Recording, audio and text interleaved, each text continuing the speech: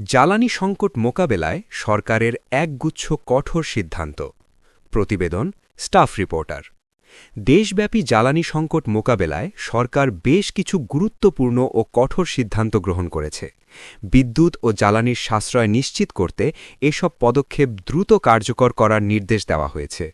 সরকারের নেওয়া প্রধান সিদ্ধান্তসমূহ হল, সরকারি ও বেসরকারি অফিস সময়সূচি পরিবর্তন করে সকাল ৯টা থেকে বিকাল ৪টে পর্যন্ত নির্ধারণ করা হয়েছে। ব্যাংকিং কার্যক্রম চলবে সকাল ৯টা থেকে বিকাল ৩টে পর্যন্ত। দেশের সকল মার্কেট ও শপিং মল সন্ধ্যা ৬টার মধ্যে বন্ধ রাখতে হবে। বিয়েবাড়িসহ সব ধরনের অনুষ্ঠানস্থলে আলোকসজ্জা সম্পূর্ণ নিষিদ্ধ করা হয়েছে।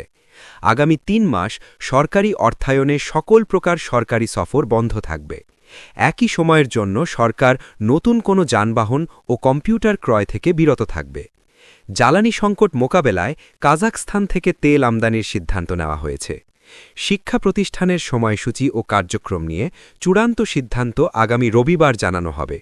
সরকারের আশা, এসব সিদ্ধান্ত বাস্তবায়নের মাধ্যমে জ্বালানি ব্যবহারে নিয়ন্ত্রণ আসবে এবং চলমান সংকট অনেকটাই কাটিয়ে ওঠা সম্ভব হবে।